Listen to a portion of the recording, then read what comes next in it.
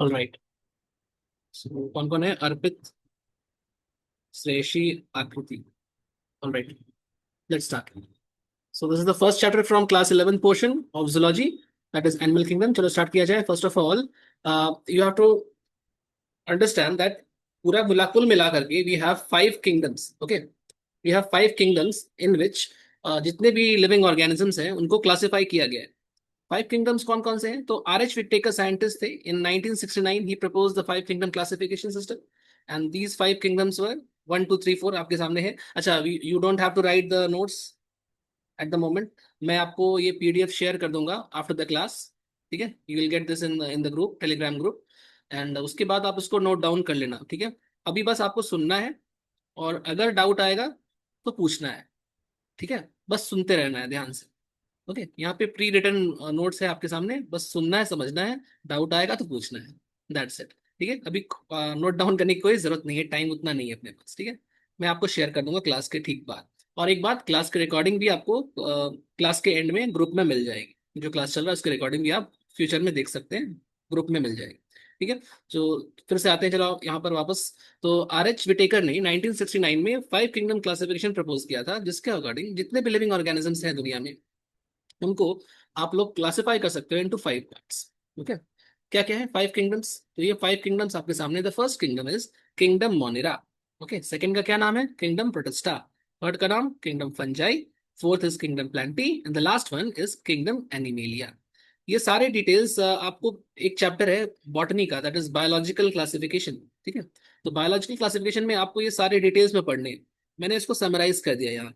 So in this chapter we will only study about the kingdom Animalia, that is animal kingdom. Animals के बारे में अपन को study करना है। ओके, बस एक छोटा सा इंट्रोडक्शन था कि we have 5 kingdom classification system which was proposed by R.H. Whittaker, and those 5 kingdoms are kingdom Mondra, kingdom Protista, Fungi, Plantae and Animalia. Okay, so पहले आपको इतना समझ में आ गया होगा कि कौन कौन से किंगडम है, किसने प्रपोज किया। ठीक है, आगे बढ़ जाए। यहाँ से फर्स्ट छोटा छोटा दो दो लाइन आपको पढ़ना होगा कि what is kingdom Monera, what is Protista, Fungi, etcetera. Okay, so let's move. देखो, किंगडम मोनेरा। तो kingdom Monera consist of organisms that are unicellular and prokaryotic. ठीक है, तो ऐसे ऑर्गेनिजम्स जो यूनिसेलर है। What do you mean by unicellular? Unicellular आपको पता है? सोचो, यूनिसेलर का मतलब क्या होता है? देखो, यूनिसेलर का मतलब होता है जिसके पास सिंगल सेल हो। Okay, single cell. If we consider human beings तो we are multicellular, because हमारे पास बहुत सारे सेल्स, राइट?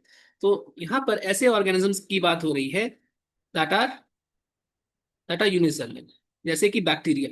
ओके, जैसे कि बैक्टीरिया, जैसे और भी कुछ एग्जांपल्स होंगे, बट फिलहाल in kingdom Monera you have bacteria. Okay, ये रहा bacteria. Okay, this is the first classification. Second देखो, किंगडम प्रोटिस्टा।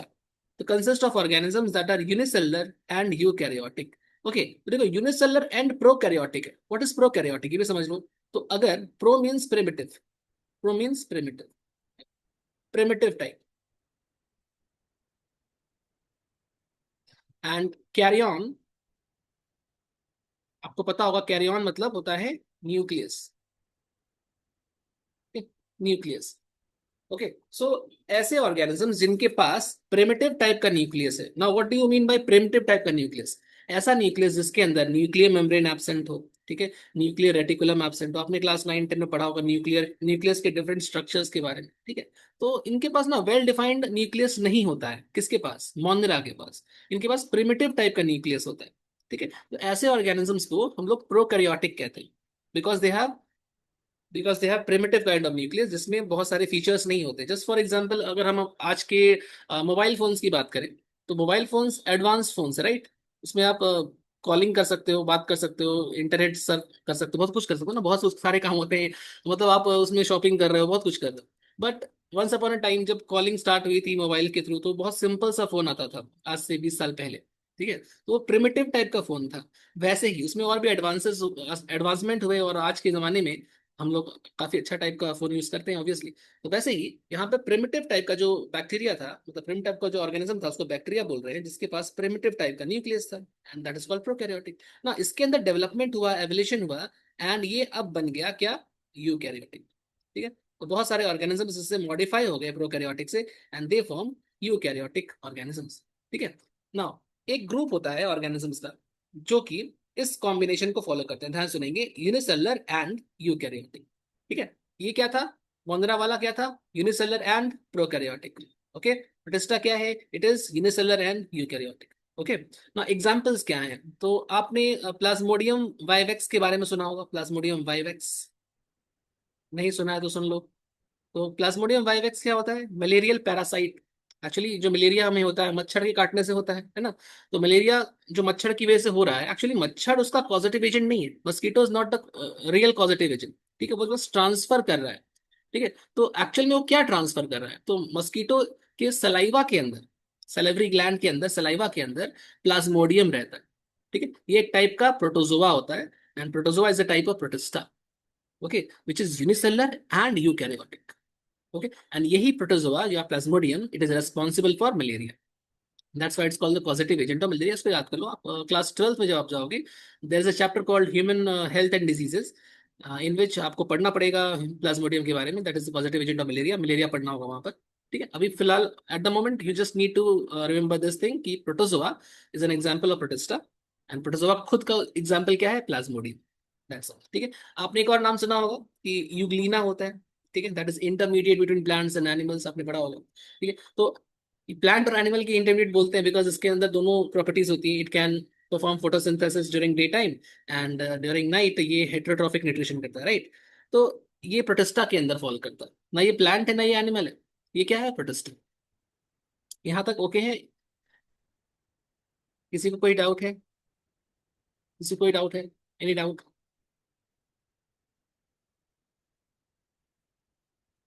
अगर नहीं है तो मैं आगे बढ़ता हूँ, अगर डाउट होगा मुझे, मैं पूछूंगा आपसे कि क्या आपको कोई डाउट है, तो आप मुझे माइक ऑन करके पूछ सकते हो, मैं रिप्लाई कर दूंगा। ठीक है, मैं आगे पढ़ रहा हूँ, अगर डाउट नहीं है तो।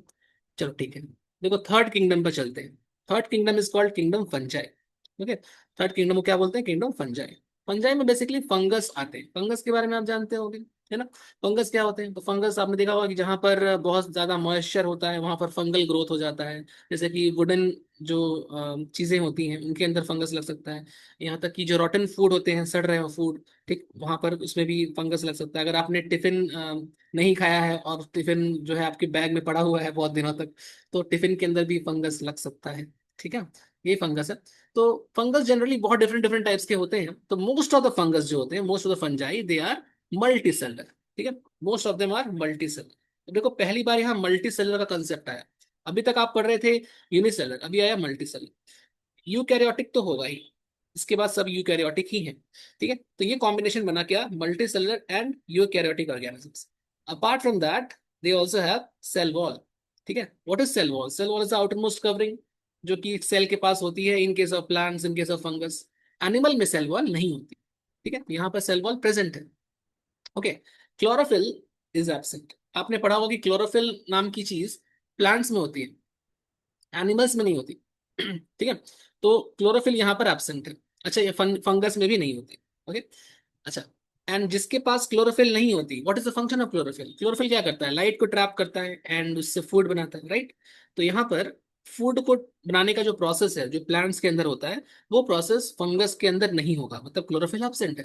तो इस प्रकार के न्यूट्रिशन को हमने नाम दिया है, it is called heterotrophic nutrition. Okay, heterotrophic nutrition means the organism depends upon other organisms for their food.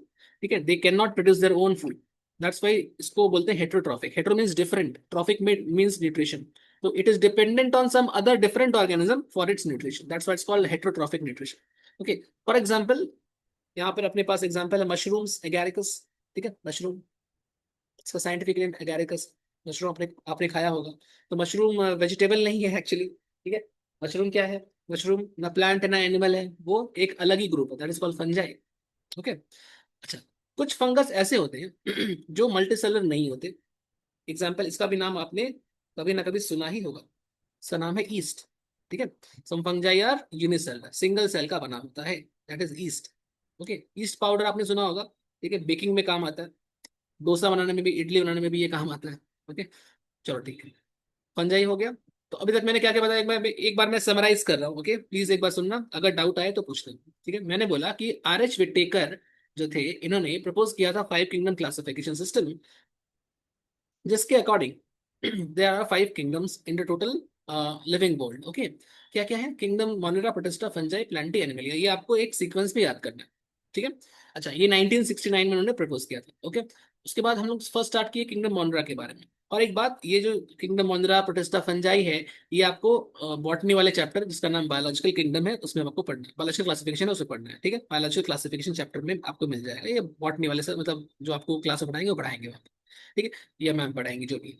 And Plantae जो है, इसके ऊपर एक सेपरेट चैप्टर है that is called plant kingdom. वहां वो भी आपको बॉटनी वाले टॉपिक में ही मिलेगा, ठीक है? तो हम लोग ने यहाँ पे जूलॉजी का टॉपिक स्टार्ट किया, एनिमल किंगडम। तो अपने को एक्चुअल पढ़ना है एनिमल किंगडम के बारे में, that is fifth kingdom Animalia. But हम लोग थोड़ा सा बेसिक इंट्रोडक्शन ले रहे हैं कि कौन कौन से ग्रुप्स होते हैं। ओके, तो हमने देखा किंगडम मोनेरा के अंदर we have organisms that are unicellular and prokaryotic. तो इसका जो कॉम्बिनेशन है वो यूनिसेलर है, single cell and prokaryotic, primitive nucleus. Example bacteria, जितने भी बैक्टीरिया है, ठीक है? You can name any bacteria, जो भी यहाँ बैक्टीरिया आपके दिमाग में आ रहा हो, ठीक है? जैसे सैल्मोनेला टाइफाई नाम सुना होगा आपने, माइकोबैक्टीरियम ट्यूबरकुलोसिस, ठीक है? विब्रियो कॉलेराe, ये सब क्या है? Different types of pathogenic bacteria.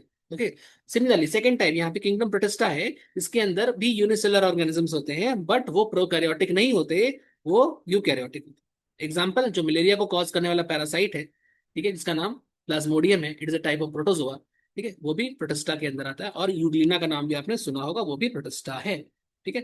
Third category जो था दैट इज किंगडम फंजाई। और किंगडम फंजाई में यहाँ पे आपके पास मल्टी सेलर यूकैरियोटिक ऑर्गेनिजम्स होते हैं, और इनके पास सेल वॉल होता है। ये इसकी स्पेशलिटी है कि they have cell walls, but इनके पास क्लोरोफिल एब्सेंट होता है, ठीक है? And this is the difference between plant and fungi. Plant और फंगस के बीच क्या डिफरेंस है?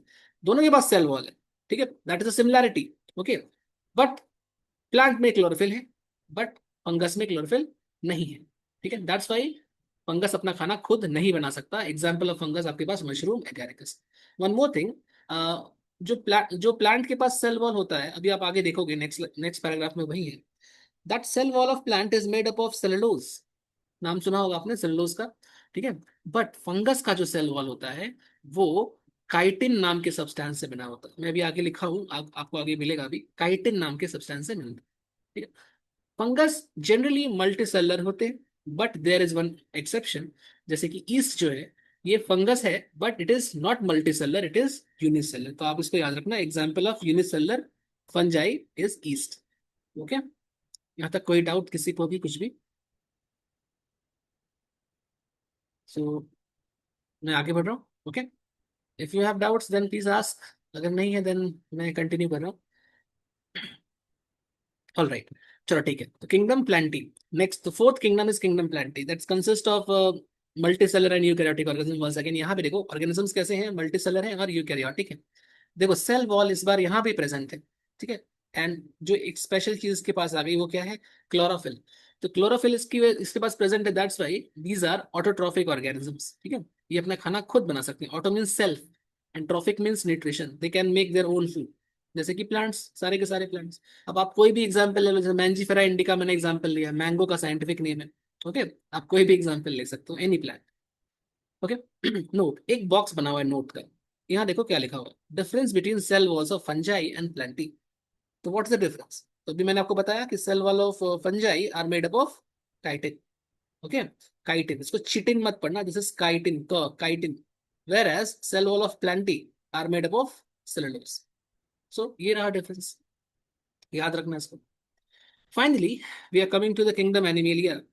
और किंगडम एनिमेलिया में भी अगर आप देखोगे तो देखो यहाँ भी फिर से क्या है, multicellular, eukaryotic, cell wall absent, chlorophyll also absent, hence ये लोग क्या है, हेटेरोट्रॉफिक ऑर्गेनिजम्स।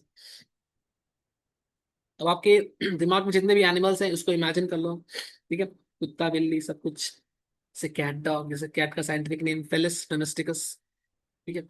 कैनिस फेमिलियारिस। अगर मैं सिंपल सिंपल लिखूं तो यहाँ पे अंडरलाइन होगा, एक्चुअली फेलिस, ये अंडरलाइन, कैनिस अंडरलाइन। होमोसेपियंस, हम लोग खुद एनिमल्स हैं, ठीक है? ह्यूमन बींग्स भी एनिमल्स हैं, सोशल एनिमल है, ठीक है?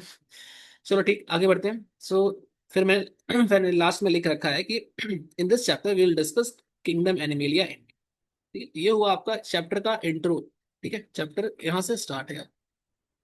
कोई डाउट है? Any doubt anyone? किसी को भी कुछ भी डाउट है तो प्लीज आस्क। हाँ सर, मेरे को एक डाउट था। ये से बोलो बोलो।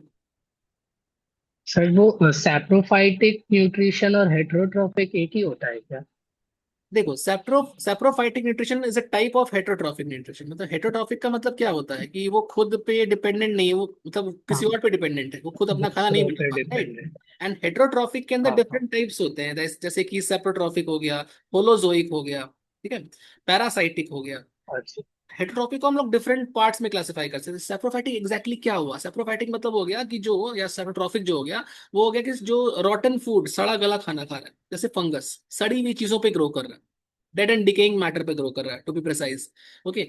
होलोजोइक का मतलब जैसे हम लोग खाना खाते हैं तो हम लोग माउथ के थ्रू, ओरल कैविटी के थ्रू खाना खाते हैं, ठीक है, तो अपना जो फूड का प्रोसेस है, मतलब ईटिंग प्रोसेस है, इंजेशन का प्रोसेस है, वो होलोजोइक हो गया। पैरासाइटिक का एग्जाम्पल, जैसे मलेरिया का मैंने अभी एग्जाम्पल दिया तुमको, मलेरिया वाला एग्जाम्पल। तो मलेरिया में क्या हो रहा है कि पैरासाइट होस्ट पे डिपेंड करके उस पर फीड कर रहा है, ठीक है। तो all of them are examples हाँ। ऑफ हेटरोट्रॉफिक ऑर्गेनिज्म, मतलब हेटरोट्रॉफिक न्यूट्रिशन, ठीक है। और अगर तुम अच्छा। बोलो ऑटोट्रॉफिक क्या है, तो ऑर्डर ऑफ द प्लांट वाला ही। ओके, हाँ, क्लियर। वो अपना खुद का। हाँ। ओके। ठीक। ओके, चलो आगे बढ़ते हैं। और कोई डाउट है किसी को? एनीवन? ऑलराइट, तो मैं आगे बढ़ रहा हूँ। एक मिनट रुपया।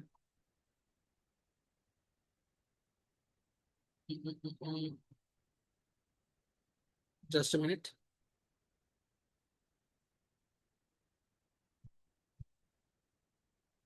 ओके,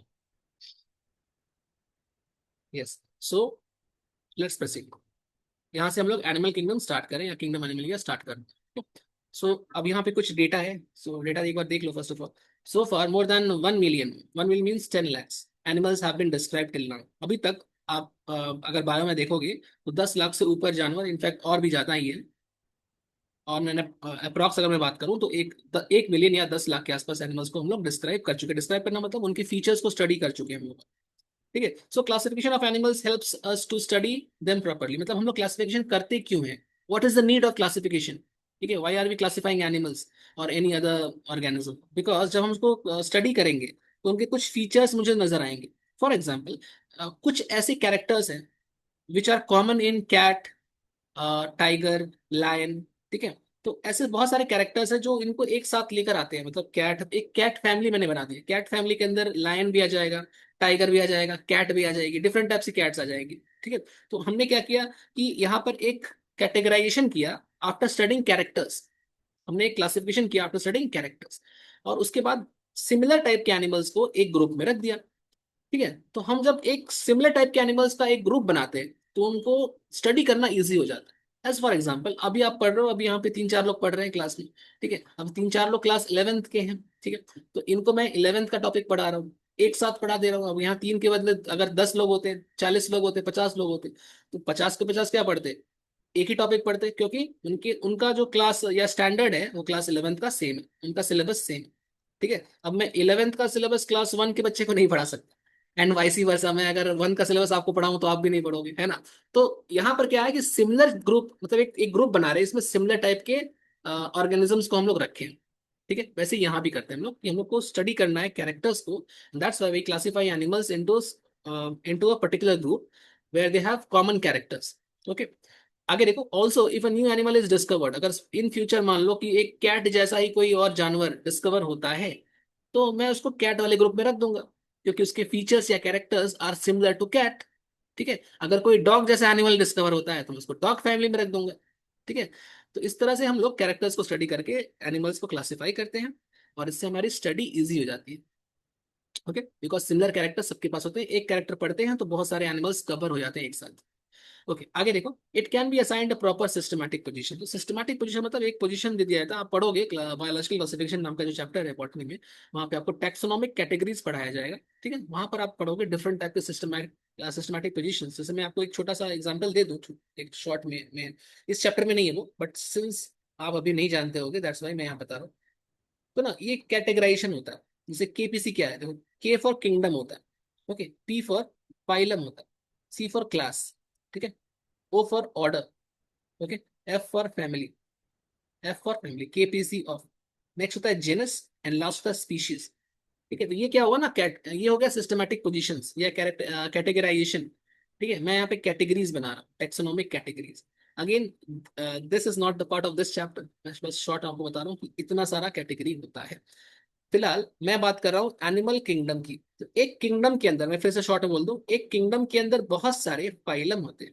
एक किंगडम के अंदर बहुत सारे फाइलम होते हैं। सिमिलरली एक फाइलम के अंदर बहुत सारा क्लासेस होता है। ओके, एक फाइलम के अंदर बहुत सारा क्लासेस होता है, और एक क्लास के अंदर बहुत सारा ऑर्डर होता है। एक ऑर्डर के अंदर बहुत सारी फैमिलीज होती हैं। एक फैमिली के अंदर बहुत सारे जेनस होते हैं, एंड एक जेनस के अंदर बहुत सारे स्पीशीज होती हैं। For details you have to study this chapter biological classification. But अभी इस चैप्टर में इसका कोई नीड अपने को नहीं है। Just focus on this thing कि we are studying this kingdom, animal kingdom, where we have a number of phylum. ठीक है, फाइलम का जो प्लूरल होता है दैट इज फाइला। ठीक है, तो वो भी आपके सामने अभी आएगा कुछ देर बाद, या नेक्स्ट क्लास में वो भी आएगा। फिलहाल आप बस याद रखो कि एनिमल किंगडम के अंदर बहुत सारा फाइलम होता है, दैट्स इट, इतना इस चैप्टर के लिए सफिशिएंट है। एनिमल किंगडम के अंदर बहुत सारा फाइलम होता है। फाइलम क्या है? एक एनिमल किंगडम है, उसके अंदर डिफरेंट टाइप्स के पार्ट्स हैं। ठीक है, डिफरेंट पार्ट्स को मैं क्या नाम दे दिया? फाइलम। ओके, बस। अच्छा, फाइलम क्या क्या होंगे वो आगे देखा जाए। ओके, सो इस पैराग्राफ में मैं समराइज कर रहा हूँ, फिर से एक बार ध्यान सुनेंगे। मैंने बोला कि अभी तक 10 लाख से ऊपर जानवर हम लोग स्टडी कर चुके हैं, डिस्क्राइब कर चुके हैं। और जब क्लासिफाई करते हैं तो सिमिलर टाइप के एनिमल्स को सिमिलर ग्रुप में पुट कर देते हैं या रख देते हैं। ठीक है, इससे क्या होता है, इनकी स्टडी करना आसान हो जाए। ठीक है, और फ्यूचर में अगर कोई जानवर डिस्कवर होता है तो मैं उसको सिमिलर टाइप के ग्रुप में प्लेस कर दूंगा। ठीक है, और ये जो प्लेसिंग होती है, जो उन एनिमल्स को ग्रुप में रखते हैं, जिसको सिस्टमैटिक पोजीशन बोलते हैं, जिसको मैंने आपको लेफ्ट साइड में लिख के केबीसी ऑफ जीएस लिख के दिखाया है, जो आपको बायोलॉजिकल क्लासिफिकेशन नाम के चैप्टर में पढ़ना है। इस चैप्टर में you have to just concentrate on kingdom and phylum, that's it. और जहां जहां जरूरत पड़ेगी मैं आपको बताते रहूंगा।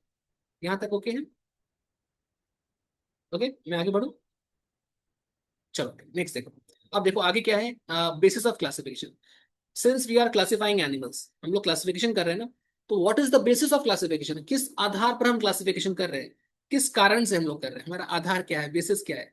ठीक है, तो animals can be classified on the basis of some features और क्राइटेरिया। कुछ क्राइटेरिया है, कुछ कैरेक्टर्स है, कुछ फीचर्स है। व्हाट आर दे, क्या क्या है? 6 कैरेक्टर्स आपको एनसीईआरटी नाम की बुक में पढ़ने हैं। थोड़ा सा एनसीईआरटी के बारे में आपको बता दूं, अभी तक मैंने आपको इंट्रोड्यूस नहीं किया एनसीईआरटी से, थोड़ा सा मैं आपको बता देता हूँ। एक मिनट इधर दो मुझे। हाँ, इधर आ जाओ। Let me change the colour first.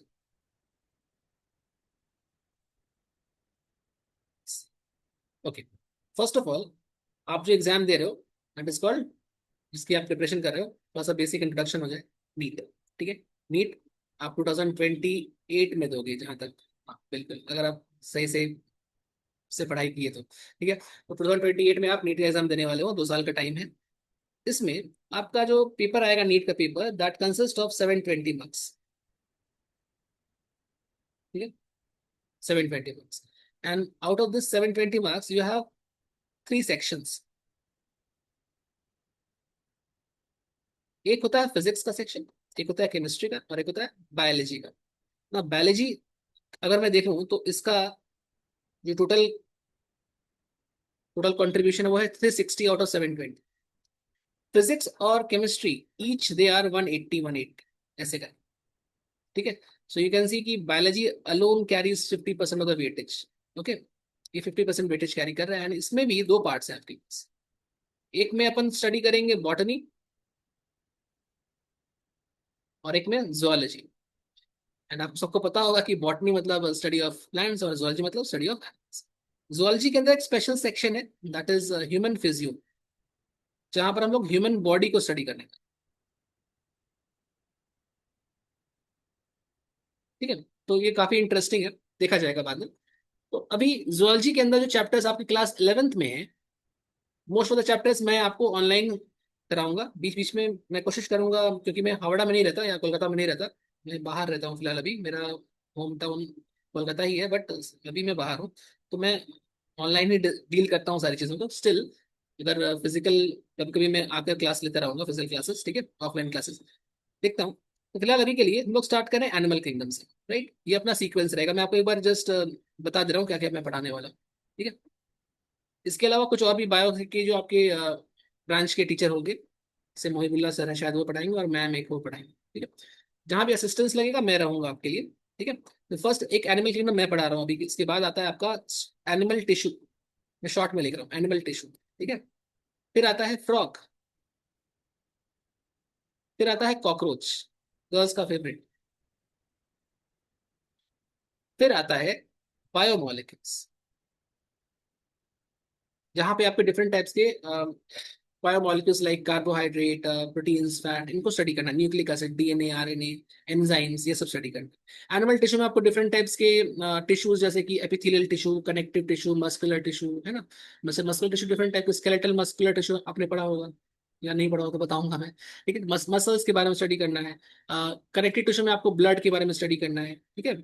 Animal tissue का ये सब हो गया। न्यूरल टिश्यू में आपको न्यूरॉन्स के बारे में स्टडी करना है। फ्रॉग में फ्रॉग के बारे में जितना कुछ इन्फॉर्मेशन है सब कुछ पढ़ना है, कि फ्रॉग कैसे खाता है, पीता है, कैसे एक्सक्रीशन करता है, कैसे रिप्रोडक्शन करता है, सब कुछ, सर्कुलेशन वगैरह। सिमिलर, अगर हम कॉकरोच की बात करें सिमिलरली, तो कॉकरोच में भी सब कुछ पढ़ना है, कैसे खाता पीता है, एक्सेट्रा, सब कुछ, ठीक है। आफ्टर दैट, ये सब करने के बाद हम लोग चलेंगे ह्यूमन फिजियो के फर्स्ट चैप्टर में, जिसका नाम है, अच्छा एक चीज और, ये जो मीटिंग है that will and in 10 minutes, मतलब 40 मिनट्स का ये सेशन होता है, ठीक है। तो आप सेम जो लिंक मिली है आपको, सेम लिंक से आप दोबारा से रीज्वाइन कर देना अगर ये मीटिंग एंड हो जाए तो, ठीक है। हम लोग अभी कंटिन्यू करेंगे, ठीक है। तो 2 पार्ट्स में मीटिंग रहेगी, अभी मीटिंग मीन्स क्लास रहेगी, ठीक है। तो ये जो क्लास है अभी एंड हो जाएगा, तो आप दोबारा से सेम लिंक से ज्वाइन कर लेना, रीज्वाइन कर लेना। हम लोग और हाफ एन आवर और पढ़ने वाले हैं इसके बाद, ओके। यहाँ पे कंसंट्रेट करो फिर से एक बार। देखो फिर हम लोग पढ़ेंगे ह्यूमन फिजियो के बारे में, जहाँ पर फर्स्ट हम लोग पढ़ने वाले हैं breathing and exchange of gases. Breathing and exchange में आप क्या पढ़ोगे, कि कैसे हम लोग, हमारी बॉडी कैसे सांस लेती है। जैसे अभी तक आप सांस ले रहे थे, ठीक है, आपकी ब्रीदिंग चल रही थी, बट आपको याद भी नहीं था, ठीक है। तो आपको याद नहीं रखना पड़ता कि अरे मैंने बहुत देर से सांस नहीं लिया, थोड़ा सांस ले लेता हूँ, जिंदा रहना जरूरी है ना। तो सांस लेने के लिए अपने को याद नहीं रखना पड़ता, वो चलता रहता है। कैसे चलता है अपने आप, वो सब हम लोग स्टडी करेंगे breathing and exchange of gases में, ठीक है। इसके बाद अगला चैप्टर होगा circulation, body fluids and circulation. Body fluids में आपको फिर से ब्लड के बारे में पढ़ना है, लिम्फ के बारे में पढ़ना है, एंड कैसे हमारा हार्ट उसको पूरी बॉडी में सर्कुलेट करता है, वो सब पढ़ना है, ठीक है। उसके बाद अपना चैप्टर आएगा excretory product and there elimination. यहाँ पर आपको किडनीज के बारे में पढ़ना है, नेफ्रॉन के बारे में पढ़ना है, एक्सक्रीटरी प्रोडक्ट जैसे कि यूरिया, अमोनिया, ये सब के बारे में पढ़ना है, ठीक है। डायलाइसिस होता है, ठीक है, किसी का किडनी अगर फेल हो गया है तो डायलाइसिस करते हैं, वो कैसे होता है वो सब पढ़ना है, ठीक है। बॉडी के अंदर क्या क्या हार्मोन्स काम करते हैं जो हमारी बॉडी के वाटर के कंसंट्रेशन को रेगुलेट करते हैं, प्यास कैसे लगती है, ठीक है। कोई इंसान यूरिन कैसे एक्सक्रीट करता है, ठीक, वो सब स्टडी करना है, ठीक। ये हो गया एक्सक्रीटरी प्रोडक्ट वाले टॉपिक। फिर जो नाइन्थ वाला मैं यहाँ लिख रहा हूँ, यहाँ थोड़ा स्पेस कर, नाइन्थ अपना आता है उसके बाद लोकोमोशन एंड मूवमेंट। तो बॉडी के अंदर जितनी हड्डियां होती हैं, बोन्स एंड मसल्स, इनके बारे में आपको स्टडी करना, ठीक है। Joints, locomotion and movement. तो कितनी हड्डियां होती है पता है आपको हमारी बॉडी में, नंबर ऑफ बोन्स? 206। हाँ, 206, ओके गुड। तो हमारी बॉडी में 206 हड्डियां होती हैं। So you have to learn the names of 206 हड्डियां, ठीक है। तो मैं लर्न करा दूंगा, उसका होता है, ट्रिक है बहुत सारा, ठीक है। ओके, उसके बाद आप पढ़ोगे neural control and coordination. Neural control and coordination. तो न्यूरल कंट्रोल कोऑर्डिनेशन क्या होगा, तो न्यूरल कंट्रोल में आपको न्यूरॉन्स के बारे में फिर से स्टडी करना है, कैसे हमारा ब्रेन सिग्नल ट्रांसमिट करता है पूरी बॉडी में, ठीक है, कैसे हम रिएक्ट करते हैं, ठीक है। ये सारी चीजें, साइनैप्स क्या होता है, ब्रेन के डिफरेंट पार्ट्स क्या क्या होते हैं, कौन से पार्ट का क्या फंक्शन होता है, इंटेलिजेंस किसकी वजह से होता है, स्पीच किसकी वजह से होती है, ठीक है, बॉडी मूवमेंट्स कैसे होता है, ये सारी चीजें पढ़नी। ओके, लास्ट फाइनल चैप्टर जो आपका क्लास 11th में आएगा, वो आएगा chemical control and coordination, chemical coordination and integration. Chemical coordination, यहाँ पे आपको केमिकल्स यानी हॉर्मोन्स की स्टडी करनी है, ठीक है। तो एक समरी हो गया कि क्लास 11 में अपने जुलॉजी वाले सेक्शन में क्या क्या पार्ट्स, तो मैं जुलॉजी वाला ही सेक्शन डील करने वाला हूँ अधिकतर। इन्हीं 11 चैप्टर्स में मैं कोशिश करूंगा सारा ही कराने का, बट जैसा डिमांड होगा सेंटर से, मतलब कोचिंग से, वैसा हम लोग करते रहेंगे, वैसे आपको इन्फॉर्म करते रहेंगे हम लोग, ठीक है, बता दिया जाए। ओके, तो कोई सवाल है फॉर, मतलब क्वेश्चन कोई है, किसी का कोई डाउट है रिगार्डिंग दिस सिलेबस? नहीं, मैं आगे बढ़ूँ, मैं वापस चलता हूँ, वापस चलते हैं हम लोग बेसिस ऑफ क्लासिफिकेशन।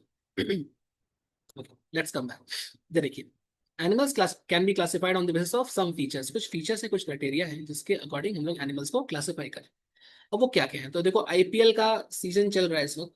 आईपीएल में 2 टीम्स के नाम आपको याद रखने हैं, ठीक है। ये रहा ट्रिक, ये वाला, एक है LSG, लखनऊ सुपर जायंट्स, नाम सुना होगा आपने, CSK का भी नाम सुना होगा, थाला फॉर अ रीजन, है ना। तो CSK और LSG ये दो लोग हैं, दो टीम्स के नाम याद कर लीजिए। LSG, यहाँ देखो सीक्वेंस लिखा हुआ है, L for level of organisation, level of organisation क्या होता है मैं बताता हूँ, पहले नाम याद करो आप, पहले आप 6 के 6 जो नाम है यहाँ पर गिवन, नेम्स गिवन है, इनको सीक्वेंस में याद करो। LSG, L for level of organisation. What is S? S मतलब हो गया सिमेट्री। क्या होता है सिमेट्री मैं बताऊंगा, रुक जाओ थोड़ा सा। उसके बाद देखो G मतलब हो गया जर्मिनल लेयर्स या simply germ layers, germ layers, ठीक है। ये LSG हो गया सिंपल। नेक्स्ट देखो CSK, सी फॉर सीलोम होता है, ठीक है, नाम याद करिए पहले, सीलोम क्या होता है देखा जाएगा। नेक्स्ट है S for segmentation, okay, segmentation, coelom segmentation. And देखो लास्ट वन जो है ना, ये क का प्रोनाउंसिएशन कर रहा है CH, इसको पढ़ते हैं नोटोकॉर्ड, ठीक है, क्या पढ़ते हैं नोटोकॉर्ड। तो क यहाँ पे आया के, ठीक है, एक्चुअली में ये N है यहाँ पर, बट क्योंकि ट्रिक बनाना था अपने को CSK लिखना था, दैट्स वाई मैंने इसको क पढ़ा है, क कॉर्ड, ओके। तो क से आपके क्लिक करना चाहिए माइंड में कि नोटोकॉर्ड की बात हो रही है, ओके। तो फाइनली यहाँ पर के लिख देता हूं मैं, एंड के फॉर क, नोटोकॉर्ड, ठीक है। तो आपको फर्स्ट ऑफ ऑल ये बेसिस ऑफ क्लासिफिकेशन याद होना चाहिए। LSG CSK एक बार मेरे साथ रिपीट करेंगे, मैं बोल रहा हूँ आप भी वहां से बोलते रहना, ठीक है। जैसे कि level of organisation, first LSG लिखना है, LSG, L for level of organisation, S for symmetry, G for germinal layers और जर्म लेयर्स, ओके। LSG हो गया level of organisation, symmetry, germ layers. Next CSK, C for coelom, S for segmentation, K for cord, notochord, ठीक है, notochord. इस तरह से करना, ठीक है। ऐसे आप घर पे प्लीज क्लास के बाद इसको 10 बार रिपीट करना, आपको सीक्वेंस याद हो जाएगा, ये याद करने का टॉपिक है मोस्टली, ओके। कुछ पूछना है किसी को, एनीवन? मैं आगे बढ़ूं, okay. Now one by one we'll discuss all these basis of classification systems जो भी यहाँ पर है अपने पास। जैसे कि अपने पास क्या क्या है, सिस्टम नहीं sorry, basis of classification first वाला जो है यहाँ पे आपके पास, that is the level of organization, ठीक है। तो मैं फर्स्ट लेवल की बात करूंगा, फिर सिमेट्री पढ़ेंगे, फिर जर्म लेयर्स, ऐसे करके एक करके पढ़ना है आपने, ओके। देखो, तो first of all level of organisation क्या है, लेट्स सी। पहले आप समझ लो फिर मैं इस पे आता हूँ। तो सबसे पहली बात आपने पढ़ा होगा कि when a number of cells work together, ठीक है, then they form tissue, right. And when number of tissues work together then they form organ, right. और जब बहुत सारे ऑर्गन्स एक साथ काम करते हैं then they form organ system, right. तो सबसे जो छोटा लेवल हो गया वो क्या हो गया, सेल का लेवल। सबसे छोटा लेवल किसका हो गया, सेल का।